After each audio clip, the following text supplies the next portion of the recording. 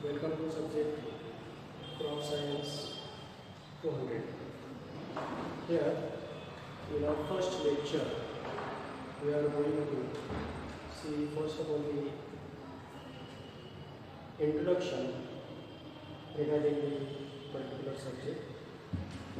Crop Science 200 marks is divided into two papers, paper first and paper second. Paper second and paper first. Paper first 100 marks. Paper second 100 marks. The title of paper first is Kharif crops and paper second Rabi and summer crops. Before we will go for the syllabus and particular paper first and paper second the syllabus. First of all, the sciences म्हणजे शास्त्र is of two types. शास्त्राचे दोन प्रकार. The first one is basic science and second that is the applied science. शास्त्राचे दोन प्रकार आहेत. मूळशास्त्र म्हणजे जे आपण फिजिक्स, केमिस्ट्री, बायोलॉजी, मॅथमॅटिक्स हे जे आहे त्यांना बेसिक सायन्सेस असं म्हटलं जातं. The definition of basic science is science which open the secrets of the nature is known as a basic science. म्हणजे निसर्गामध्ये जे रहस्य आहे ते ओपन करण्याचं काम जे शास्त्र करतं त्याला म्हटलं जातं मूळशास्त्र. In case of second, by the using rules and facts or secrets of the basic science, or in simple language, with the help of basic science, there is a study of particular thing. म्हणजे मूळ शास्त्रामधला आधार घेऊन एखाद्या गोष्टीचा जो अभ्यास केला जातो शास्त्रीयदृष्ट्या त्याला म्हटलं जातं अप्लाइड सायन्स. आणि ह्या अप्लाइड सायन्समध्ये crop production, animal science, crop science असे विषय त्या ठिकाणी येतात. So here in case of paper first, there is a study of kharif crops. Depending upon the sowing season, पेरणीचे not only in Maharashtra, in India किंवा पूर्ण जगामध्ये 3 हंगाम आहे. पहिला हंगाम आहे तो म्हणजे खरीप क्रॉप म्हणजे पावसाळ्यातील पिके. दुसरा आहे रब्बी क्रॉप म्हणजे हिवाळ्यातील पिके. आणि तिसरा आहे समर क्रॉप म्हणजे उन्हाळ्यातील पिके. आणि या पिकांची जी विभागणी आहे ती 2 पेपरमध्ये क्रॉप सायन्स या विषयामध्ये केलेली आहे. त्याच्यामधला पेपर फर्स्ट आहे तो 100 मार्काचा खरीप क्रॉप्स आणि पेपर सेकंड 100 मार्काचा रब्बी क्रॉप्स. याच्यामध्ये 40 मार्क थेरीला आणि 60 मार्क प्रॅक्टिकलला. पुन्हा the 40 marks for theory and the rest 60 marks for practical. दोन्ही विषयांची विभागणी समान असेल. सगळ्यात महत्त्वाचं या दोन्ही पेपरमध्ये जे क्रॉप्स आहेत त्याचं सगळ्यात महत्त्वाचं जे आहे ते म्हणजे cultivation, management or cultural practices. या दोन्ही विषयामध्ये आपल्याला काय शिकायचं आहे तर विविध पिकांचं कल्टिवेशन प्रॅक्टिसेस किंवा त्यालाच मॅनेजमेंटल प्रॅक्टिसेस किंवा त्यालाच कल्चरल प्रॅक्टिसेससुद्धा म्हटलं जातं.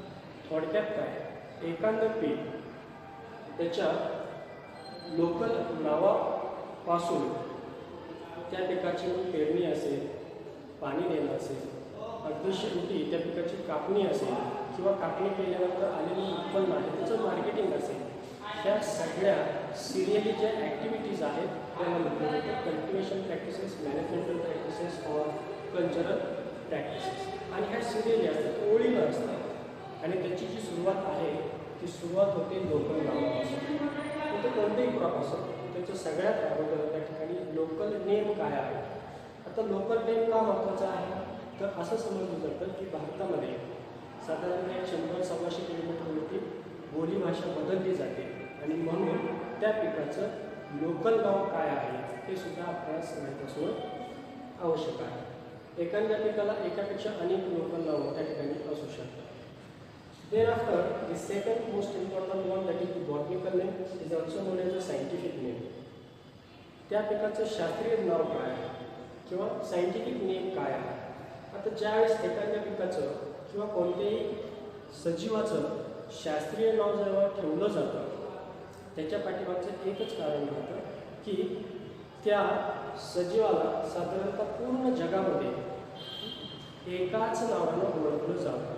म्हणजे सपोज आपण जर ज्वारीला आपल्याकडे साधारणतः जे नाव आहे तेच नाव दुसऱ्या राज्यामध्ये वेगळं असेल, तेच नाव अनेक एखाद्या देशामध्ये वेगळं असेल आणि म्हणून एका सजीवाचं पूर्ण जगामध्ये एकाच टायटलखाली त्या ठिकाणी अभ्यास असेल किंवा रिसर्च असेल किंवा त्याच्याबद्दलची जी काही माहिती असेल ती मिळावी त्या हेतूनं साधारणतः ते बॉटनिकल नेम किंवा सायंटिफिक नेम त्या ठिकाणी असतात. ते सगळ्यांना असतात, म्हणजे आपल्याला सुद्धा आहे, ह्युमन बिईंगला सुद्धा एक शास्त्रीय नाव आहे. आता शास्त्रीय नाव जे आहे ती लिहिण्याची एक विशिष्ट पद्धत आहे. म्हणजे मुळात शास्त्रीय नावामध्ये दोन भाग राहतात. एक असतो जीनस आणि दुसरा असतो स्पेसिस. दोन शब्द शास्त्रीय नावामध्ये राहतात. शास्त्रीय नाव लिहिताना त्याचा जो अर्थ आहे तो दोन शब्दामध्ये असतो. पहिला असतो तो जीनस आणि दुसरा असतो तो स्पेसिस. नेहमी शास्त्रीय नाव लिहिताना जीनस आणि स्पेसिसच्या खाली अंडरलाईन दिली जाते किंवा ते इटॅलिक लँग्वेजमध्ये लिहिलेले असावे. दुसरी एक गोष्ट आहे, always the first alphabet of the genus should be capital 1 and the species should be small 1. पहिला जो वर्ड आहे जीनसचा त्याचं पहिलं जे अक्षर आहे ते नेहमी कॅपिटल राहतं आणि स्पेसिसचं पहिलं अक्षर हे नेहमी स्मॉल राहतं. ही शास्त्रीय पद्धत आहे साधारणतः एखाद्या सजीवाचं बॉटनिकल नाव लिहिण्याची. त्याच्यानंतर फॅमिली. आता फॅमिली म्हणजे आपण कसं कुटुंब म्हणतो, बट हिअर जी वेगवेगळी पिकं आहेत ह्या पिकांचे साधारणतः मॉर्फॉलॉजिकल आणि फिजिओलॉजिकल जे काही कॅरेक्टरिस्टिक्स आहेत, म्हणजे अंतर्गत गुणधर्म आणि बाह्य गुणधर्म. बाहेरून पीक कसं दिसतं किंवा त्याचं स्टेम कसं आहे, त्याची पानं कशी आहेत, फांद्या कशा आहेत, फुलं कशी आहेत, ग्रेन्स कसे आहेत, तर त्याचं झालं बाहेर कॅनॉपी, डीप कॅनॉपी त्याला जर म्हटलं जातं ते बाह्य वर्णन. आणि त्यांच्यामधला जो सारखेपणा आहे ते म्हणजे मॉर्फॉलॉजिकल कॅरेक्टरिस्टिक्स आणि अंतर्गत जे गुणधर्म आहेत ते झाले फिजिओलॉजिकल कॅरेक्टरिस्टिक्स. सो ज्या दोन पिकांचं हे morphological and physiological characteristics are same, not exactly same but similar. एकदम एकसारखे नसले तरी चालतील, पण जे थोडेफार समान आहेत असे अनेक पिकं एका फॅमिलीमध्ये ॲड केले जातात आणि साधारणतः ती त्या पिकांची फॅमिली म्हणून ओळखली जाते. म्हणजे फॉर एक्झाम्पल ज्वारी असेल, बाजरी असेल, मका असेल, गहू असेल, हे आपण तृणवर्गीय फॅमिलीमध्ये त्यांचा समावेश होतो. बाकीच्या ज्या डाळी आहेत म्हणजे ग्राम असेल, ग्रीन ग्राम असेल, ब्लॅक ग्राम असेल, इनिशियली तुम्हाला हे 11वीमध्ये थोडंफार झालेलं आहे. त्या अनुषंगाने साधारणतः फॅमिली मीन्स त्या पिकाचं साधारणतः मॉर्फॉलॉजिकल आणि फिजिओलॉजिकल समान कॅरेक्टरिस्टिक्स दाखवणारे पिकांचा ग्रुप. त्याच्यानंतर जे आहे ते ओरिजिन. तर ओरिजिन कशावरून ठरवलं जातं, तर it is depending upon firstly where it is mention in histological books.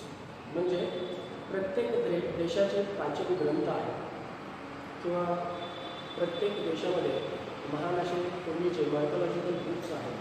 त्या सर्व बुक्सचा अभ्यास करून साधारणतः त्या पर्टिक्युलर पिकाचा कोणत्या बुक्समध्ये सर्वात अगोदर उल्लेख आढळला त्याच्यावरून साधारणतः त्या पिकाचं उगमस्थान किंवा त्याला उत्पत्ती स्थान गृहीत धरण्यात आलं आणि ते म्हणजे सुरुवातीला तिथं पिकवले गेले असं समजण्यात येतं आणि म्हणून त्या पिकाचं त्या ठिकाणी ओरिजिन ते पर्टिक्युलर स्थान गृहीत धरलं जातं. हे झालं एखाद्या पिकाचं साधारणतः लोकल नेम काय असतं, बॉटनिकल नेम और scientific name, then family, then origin. Next part that is the economic uses और इकॉनॉमिक इम्पॉर्टन्स.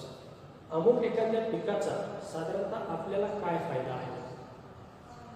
प्रत्येक पिकाचं साधारणतः खरीप क्रॉप असतील, रब्बी क्रॉप्स असतील, समर क्रॉप्स असतील, प्रत्येक पिकाचे जे उपयोग आहेत ते लक्षात ठेवण्यासाठी साधे बेस किंवा काही पॉईंट आहेत ज्याच्या आधारे आपण जरी म्हणजे इमॅजिन केलं गहू आहे, ज्वारी आहे, बाजरी आहे, मका आहे किंवा तांदूळ आहे, पॅडी आहे, तर ते पीक जर डोळ्यासमोर धरलं आणि हे पॉईंट जर आठवले, त्याच्यावरून आपल्याला त्याचं लगेचच इकॉनॉमिक इम्पॉर्टन्स किंवा युजेस लक्षात येऊ शकतात. फॉर एक्झाम्पल आपण ज्वारी घेऊया.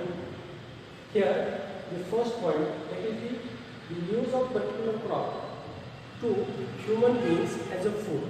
आपल्या रोजच्या आहारामध्ये in our daily diet what is the use of particular crop.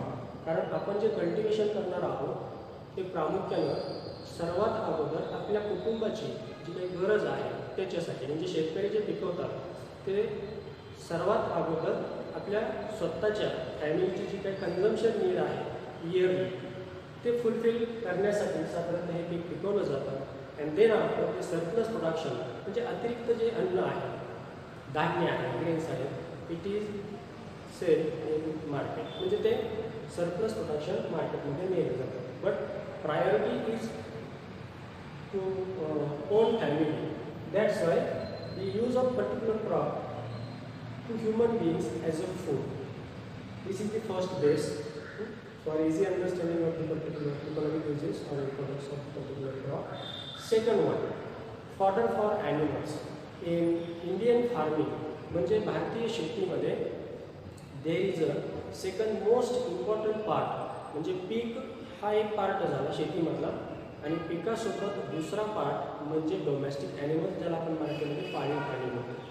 हे पाळीव प्राणी अतिशय महत्त्वाचे आहेत, कारण त्यांचं प्रोडक्ट्स आणि बाय प्रोडक्ट्स हे नियर अबाउट शेतीवरतीच अवलंबून असतात.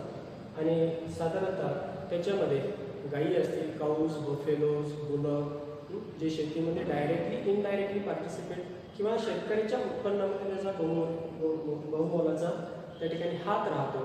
आणि म्हणून आपल्यानंतर म्हणजे मानवानंतर राहिलेल्या पिकाचे जे अवशेष आहेत ते त्या पर्टिक्युलर डोमेस्टिक ॲनिमल्सला किती उपयोगी येतात त्यानुसार त्याचं इकॉनॉमिक इम्पॉर्टन्स किंवा महत्त्व ठरवलं जातं. The third one, industrial value or commercial value. आता सर्वच पिकं फक्त डायरेक्टली कन्झम्पशनसाठी यूज केली जातात असं नाही. For example in our area the sugar cane factories there. The raw material which is produced in the farm that is the sugar cane is directly used for as a raw material for sugar cane industry.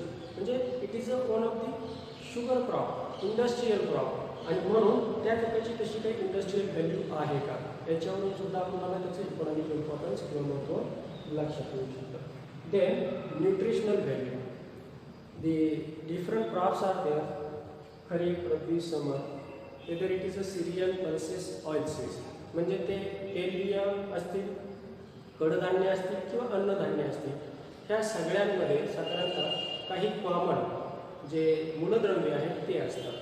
म्हणजे proteins, vitamins, fats, carbohydrates, आणि ते सुद्धा आपल्या त्याच्यामध्ये जे percentage आहे त्याच्यावरून त्या पिकाचं इकॉनॉमिक इम्पॉर्टन्स किती आहे ते ठरवू शकतो. Then after some crops having medicinal value. काही पिकांमध्ये औषधी गुणधर्म आहेत आणि त्या साधारणतः पिकांच्या मेडिसिनल व्हॅल्यूवरून आपण त्याचं इकॉनॉमिक इम्पॉर्टन्स त्या ठिकाणी ओळखू शकतो किंवा गृहीत धरू शकतो. Then after next one, religious value. यातील काही पिकं जी आहेत त्यांना आपल्या धार्मिक विधींमध्ये अतिशय अनन्यसाधारण असं महत्त्व आहे. They are important in our religious functions. For example in our marriages, लग्नामध्ये तांदूळ त्या ठिकाणी वापरले जातात अक्षता म्हणून, किंवा बर्थडे सेलिब्रेशनमध्ये साधारणतः तांदूळ वापरले जातात. तर अशाच प्रकारचे साधारणतः काही क्रॉप्स आहेत जे विविध सणांमध्ये अतिशय महत्त्वाचे आहेत आणि त्याचप्रमाणे त्यांची रिलिजियस व्हॅल्यूसुद्धा आहे. The next one that is the other than this one, म्हणजे food for animals. Second, the use as a fodder for domestic.